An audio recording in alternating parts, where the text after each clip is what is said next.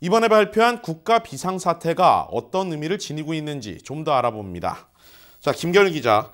국가 비상사태, 사실 일반적으로 받아들였을 땐 어떤 전시 상황이나 또 매우 급박한 위기 상황에서 발령하는 걸로 아는 분들이 많을 텐데 실상 미국에서 발령하는 이 국가 비상사태가 그 정도 수위까지는 아닌 거죠? 네, 그렇습니다. 영어로 내셔널 이머전시, 국가 비상사태는 여러 시급한 상황에서 의회의 행정부 기능을 잠시 보류하고 그 대응하자는 취지로 지난 1976년에 제정된 것입니다. 네, 그동안 얼마나 많은 비상사태가 선포됐고 또 주로 어떤 내용들이었습니까? 제정된 이후 43년간 무려 58차례나 지금 발령이 선포가 됐습니다. 굉장히 많이 이루어졌네요. 네, 그렇습니다. 1년에 1회 이상이라고 볼 수가 있는데요. 네. 또 이 비상사태는 유효 기간이 1년으로 있습니다. 그런데 매년 또 갱신을 해서 또 유지를 할 수가 있는데요. 이렇게 유지되고 있는 것만도 무려 30건 정도입니다. 네, 그렇군요.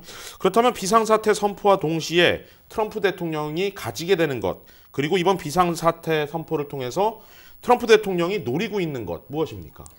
국가 비상사태 선포 시 대통령은 테러 국가에 대한 자산을 동결할 수가 있습니다. 네. 주 방위군을 또 동원할 수 있고요.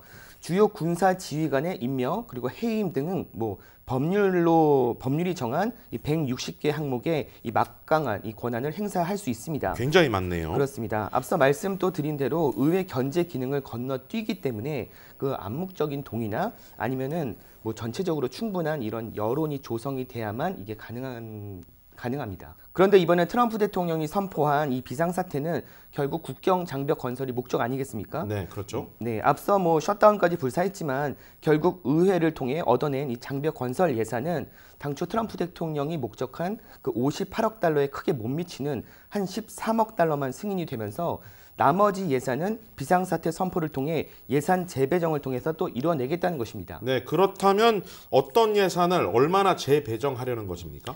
일단 국방부의 그 마약 단속 기금이 한 25억 달러, 그다음에 군사 건설 예산 35억 달러 등을 그 장벽 건설 예산으로 돌리는 이런 안이 검토가 되고 있는데요.